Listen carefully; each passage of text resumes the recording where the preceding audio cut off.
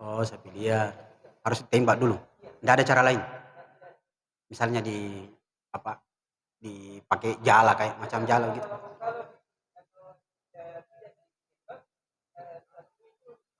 Oh, susah. Iya. Baik. Sepengetahuan kami selama belajar bahwa kalau dia memang dibutuhkan dengan cara seperti itu, maka dia sah. Yang penting dia harus menentukan dan memastikan bahwa ketika pertama ketika menembak dia baca bismillah. Karena jangan sampai dia mati ya dengan racun pada peluru. Yang pertama. Yang kedua, bahwa dia betul-betul berniat ketika menembak itu, yang kemungkinan bisa jadi dia mati dengan tembakan, ya, maka dia berniatnya adalah dengan niat kurban. Misalnya ini saya misalnya yang menembak, saya mau berkurban untuk nama saya sendiri, atau katakan saya mau mewakilkan keluarga saya dan saya lincah dengan tembak itu, maka ditembak yang kemungkinan besar mati, tembak mati, maka sudah diniatkan duluan bahwa Allahumma hada minka walaka, Allahumma taqabbal hada minni, dan sebut nama yang lain, tembak. Nah, seperti itu. Itu yang harus dipastikan. Nah, kalau ternyata tembaknya itu adalah tembak yang kemungkinan besar dia masih lama hidup, maka itu akan lebih baik, lalu nanti diikat baik-baik, setelah itu lalu dipotong. Kenapa bisa begitu? Hukum ini yang dipakai di RPH. Apa yang dipakai di RPH? Saya pernah bertanya, karena saya perhatikan beberapa prosesi penyembelihan di RPH itu, saya lihat sapinya yang di Indonesia, Pak.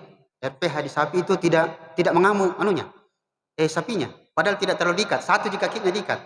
Saya bandingkan dengan beberapa video yang saya lihat penyembelihan kurban di Turki, itu memang satu juga kakinya diikat, tetapi mengamuk.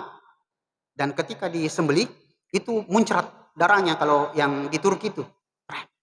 Nah, yang saya lihat di RPH Indonesia, yang di Jakarta yang saya lihat beberapa videonya, itu tidak mengamuk sapinya, dan ketika disembelih darahnya tidak muncrat. Saya tanya di lewat kolom komentar, kok bisa begitu ya? Dia bilang iya, di stunning dulu, dia dibius. Maka hukum bius itu sama dengan yang tadi tembak. Ya boleh. Tentang sunnah menghadiri prosesi penyembelihan, dia hukumnya sunnah. Boleh dia mewakilkan orang lain. Hanya saja memang hukum masalah yang datang menghadiri itu memang lebih afdal. Cuma ada yang bertanya begini, Ustaz, saya tidak bisa ke saya hadir di sini, Ustaz. Mau kayak tapi tidak kuat kali lihat darah. Maka yang dimaksud sebenarnya yang lebih afdal dia potong sendiri atau dia dekat di situ. Ya, makanya kita lihat ada beberapa orang, Ustaz, tunggu dulu Ustaz, ya, potong dulu. Selfie dulu sama sapiku. Kelompokku ini Ustaz, ya, baru di sembelih. Kalau dia tidak bisa potong sendiri atau tidak bisa dekat-dekat di situ, di tempat dipotongnya, dia agak jauh di situ tapi dia berada di area itu. Misalnya penyembelihan di sudut sana, dia berdiri di sana, dia ada di area kepanitiaan penyembelihan. Boleh Pak? Ya, Allah alam. Sudah cukup? Baik. Yang di depan dulu. Sini. Ya. Peluru obat bius. Iya.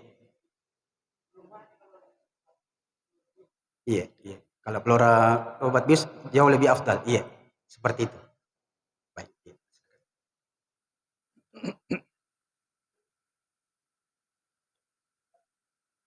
Waalaikumsalam warahmatullahi wabarakatuh.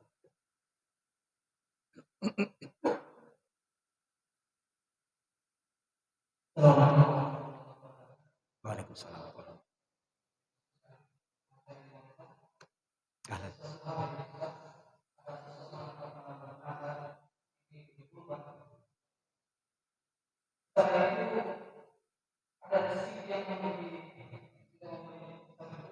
Iya.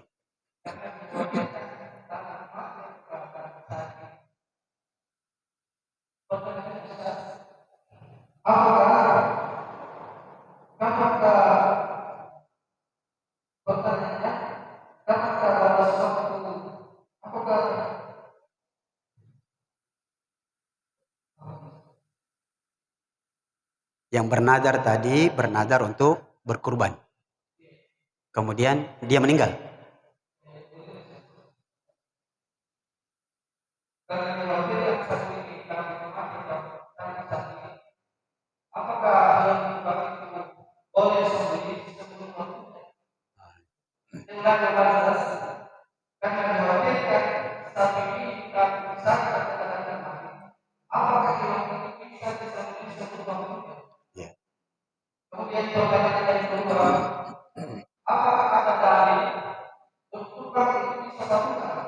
Bisa?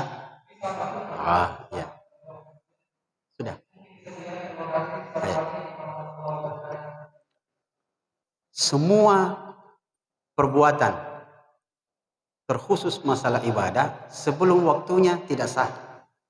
Tidak sah. Tidak sah. Bahkan perbuatan yang umum saja tidak sah sebelum waktunya. Misalnya begini. Orang masuk sekolah itu, anak sekolah, masuk kelas jam 7.30. Iya. Dia masuk jam 7 di kelas. Apakah sudah sah dikatakan sebagai orang yang belajar? Tidak. Begitu juga dengan kurban. Rasulullah SAW yang terjadi di zaman Rasulullah. Ada seorang sahabat yang menyembelih sebelum sholat Id. Maka Rasulullah mengatakan, gantikan tempatnya. Maksudnya, kaulah menyembelih lagi yang semisal dengan itu. Karena tadi itu menjadi kurban hewan sembelihan biasa, bukan sembelihan kurban. Saya mau kasih satu tambahan ilmu, bahwa sekali lagi, semua yang bukan perbuatan yang belum masuk waktunya tidak sah. Sudah masuk waktu, Pak? Sudah belum? Supaya ini tambahan pengetahuan tentang salat. Syarat sahnya salat adalah masuknya waktu. Kalau pakai bahasa Arab supaya agak jelas, salat 5 waktu, syarat sahnya adalah dukhulul waktu, masuknya waktu. Tapi salat Jumat, syarat sahnya salat Jumat waktu, tidak dipakai masuknya waktu. Di mana letak perbedaannya? Salat 5 waktu syarat sahnya adalah masuknya waktu. Artinya apa? Tidak sah dilakukan sebelum waktunya, tetapi sah setelahnya. Sah setelahnya. Maksudnya salat subuh, salat duhur agak mudah. Salat duhur jam 12:10. Anda sholat jam 12:09, tidak sah. Tidak sah. Kenapa? Belum masuk waktunya.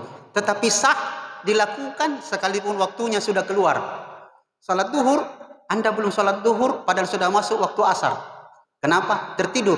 Maka bangun tidur, Anda boleh salat duhur sekalipun sudah masuk waktu asar. Itu namanya syarat sah salat masuknya waktu. Tetapi Jumat, syarat sahnya salat Jumat waktu. Artinya apa? Tidak sah salat Jumat sebelum waktunya dan tidak sah setelahnya. Tidak boleh salat Jumat sebelum masuknya waktu Jumat yang dipakai waktu duhur. Dan tidak sah salat Jumat kalau sudah selesai orang salat Jumat. Tidak boleh Anda salat Jumat, Anda salat duhur. Paham? Maka tidak sah menyembelih kurban kalau belum waktunya. Sah halal sembelihannya, tetapi dia tidak termasuk sembelihan kurban yang berpahala besar seperti yang dijanjikan.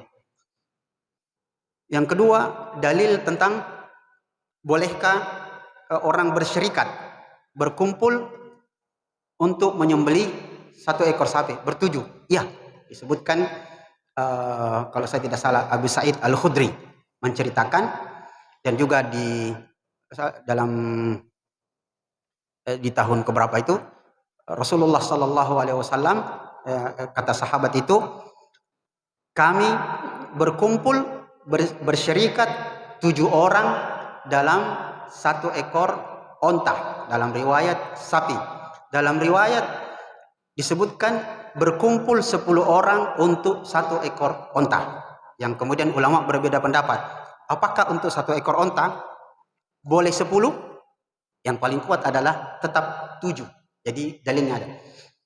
Bisa tengok beberapa hadis. Kalau saya tidak salah, riwayat Imam Muslim juga ada, bahwa adalah kami bersyirikat dalam bertuju ya dalam satu ekor sapi atau satu ekor onta.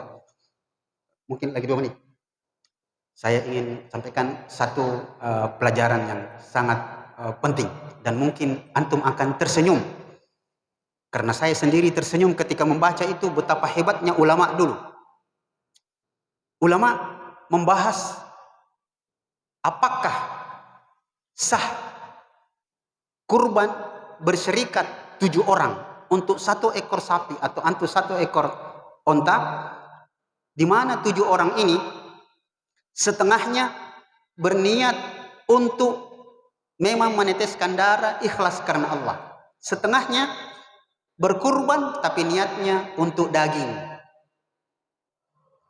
Itu sudah dibahas beberapa abad yang lalu.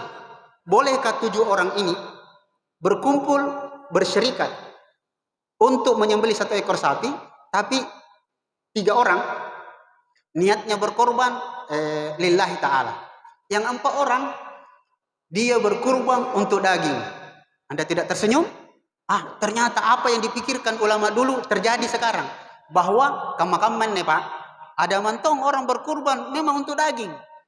Dan saya sudah 15 tahun bergelut dengan parang untuk menyembelih. Tidak mau ikut korban di situ deh. Kenapa ya? Ada deh 1,8, baru 5 kilo aja nak kasih ikan ki. Kan dibagi 3 itu daging 70 kilo isinya, dibagi 7 kan tak 10 kilo. Kalau 10 kilo sepertiga berarti 2/3 yang punya, berarti 7 kilo. 3 kilo simpan di masjid supaya nak bagi-bagi. Ini kali 5 kilo di situ bagus. Nah bilang beda 8 kilo di situ. Nah bilang teman, jam apa tolong? Memang 8 kilo, tapi tidak nak kasih ke konrona.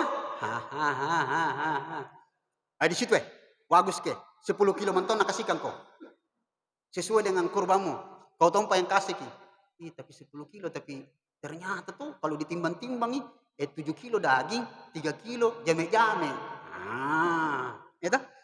Itu subhanallah, ulama sudah memikirkan sejak dahulu kala. Tapi bicaranya tentang hukum. Sahkah kurban mereka? Hukumnya sah. Karena yang akan dipengaruhi adalah bobot pahalanya. Yang ikhlas karena Allah 100%, segitu pahalanya. Yang berkurban untuk daging dan juga karena Allah, ya kan orang berkurban itu macam-macam niatnya. Karena Allah, ertongi rikana karena korban tonji, ada juga karena mau daging. Maka itu yang akan mengurangi bobot pahalanya. Ya, saya kira demikian, waktu kayaknya sudah masuk. Kita berdoa kepada Allah Subhanahu wa taala.